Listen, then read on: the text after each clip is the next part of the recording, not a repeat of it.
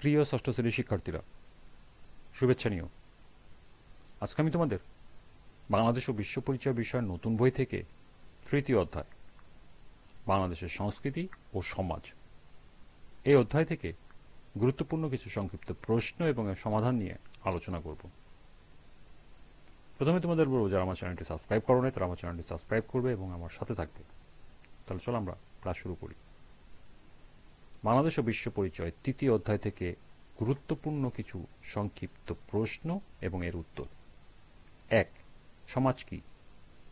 সমাজ বলতে মূলত এমন এক ব্যবস্থা বোঝায় যেখানে একাধিক চরিত্র একত্রে কিছু নিয়মকানুন প্রতিষ্ঠা করে একত্রে বসবাসের উপযোগী পরিবেশ গড়ে তোলে।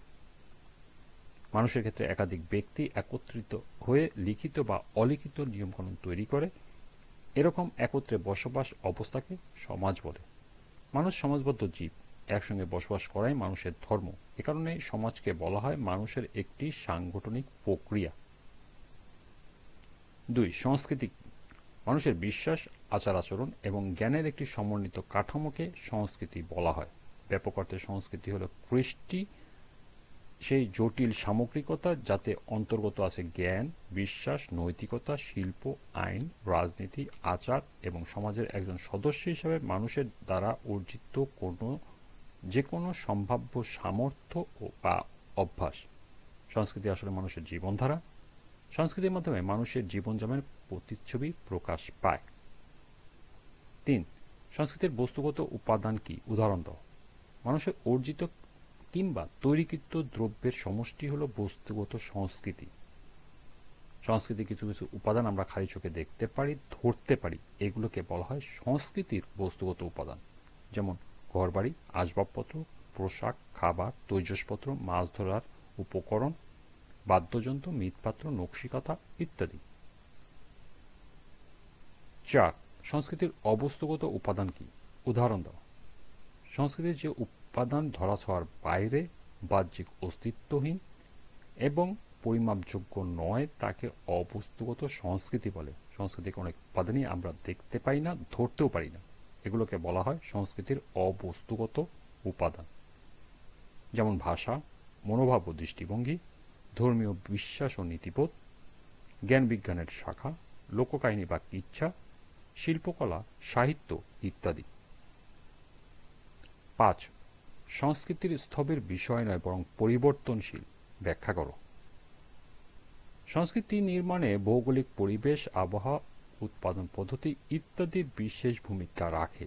ফলে এক এক দেশের মানুষের সংস্কৃতি এক এক রকম। আবার একটি দেশের মধ্যে নানান সংস্কৃতি বিকশিত হতে পারে। কাজে বলা যায় সংস্কৃতি কোনো স্থবির বিষয় নয় বরং পরিবর্তনশীল। ৬. বাংলাদেশের গ্রামীণ সংস্কৃতির স্বরূপ ব্যাখ্যা করো। বাংলাদেশের গ্রামীণ ভৌগোলিক পরিবেশ, পুকুর, খালবিল, নদীনালা, বিস্তীর্ণ ফসলের মাঠ, পাহাড় পর্বত গ্রামীণ সংস্কৃতিকে করেছে সমৃদ্ধ। এদেশের উর্বর মাটিতে কৃষক ফসল ফলায়, নদীনালা, খালবিল কৃষি উৎপাদনে সহায়তা করে। কৃষি, মৎস্যচাষ, নৌকা চালনা ইত্যাদি পেশা গ্রামীণ সংস্কৃতি নির্মাণে ভূমিকা রাখে। ভাত, মাছ গ্রামের প্রধান খাবার। উৎসব পার্বণে বিভিন্ন গান, মেলা আয়োজন গ্রামের সংস্কৃতির সমৃদ্ধ রূপ। ৭. বাঙালি সংস্কৃতিকে খাদ্যাভ্যাসের প্রকৃতি কি? আমাদের অতি পরিচিত একটি প্রবাদে আছে, মাছে ভাতে বাঙালি। মাছে ভাতে বাঙালি বাংলাদেশের মানুষের সংস্কৃতি ঐতিহ্যকে ধারণ করে। মানুষের প্রধান খাদ্য ভাত, মাছ এখনও গ্রামের খাদ্যাভ্যাসের অবিচ্ছেদ্য অংশ। বেশিরভাগ মানুষ 3 বেলাতেই ভাত খায়, তবে অনেকে ভাতের বদলে রুটিও খেয়ে থাকেন। কোনো উৎসব অনুষ্ঠানে পোলাও, মাংস, রোস্ট, বিরিয়ানি, জর্দা ইত্যাদির প্রাধান্য লক্ষ্য করা যায়। ৮. বাঙালি সংস্কৃতিতে পোশাক পরিচ্ছদের প্রকৃতি ব্যাখ্যা করো। বাংলাদেশের অধিকাংশ মানুষ লুঙ্গি, গেঞ্জি, গামছা, পাঞ্জাবি, পায়জামা, ফতুয়া পরিধান করে। শহর এলাকায় pant, shirt, T shirt, trouser, cap, blazer পরিধান করে। মেয়েরা শাড়ি, সালোয়ার কামিজ পরিধান করে। গ্রাম কিংবা শহরের সবখানে গামছা ব্যবহারের প্রচলন রয়েছে। ৯. বাঙালি সংস্কৃতিতে বাড়িঘরের প্রকৃতি ব্যাখ্যা করো। মাটির দেয়ালের উপর শন বা খড়ের চালা বাংলাদেশ মানুষের সংস্কৃতির একটি অংশ। একসময় বাংলাদেশের গ্রামাঞ্চলে মানুষ বেশিরভাগ ক্ষেত্রে মাটির দেয়ালের উপর টিনের চালার ঘর ব্যবহার করত, তবে ইদানিং টিনের বেড়া এবং টিনের চাল এবং আধা পাকা ঘরে টিনের চাল পাকা ভবনও দেখা যায়। এবং সর্বশেষ 10, বাঙালি সংস্কৃতিতে ধর্মের প্রকৃতি ব্যাখ্যা করো। বাংলাদেশের বেশিরভাগ মানুষ ইসলাম ধর্ম অনুসারী। এছাড়াও এদেশে হিন্দু, বৌদ্ধ ও খ্রিস্টান ধর্মের মানুষ বসবাস করে। বিভিন্ন ক্ষুদ্র নৃতাত্ত্বিক গোষ্ঠীর জনসংখ্যা যেমন চাকমা, মারমা, হাজং, মণিপুরী, গারো, রাখাইন ইত্যাদি এখানে বসবাস করে এবং তাদের নিজস্ব সাংস্কৃতিক বৈশিষ্ট্য রয়েছে।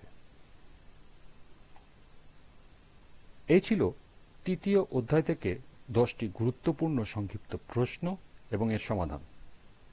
আজকের ক্লাসটি এই পর্যন্তই।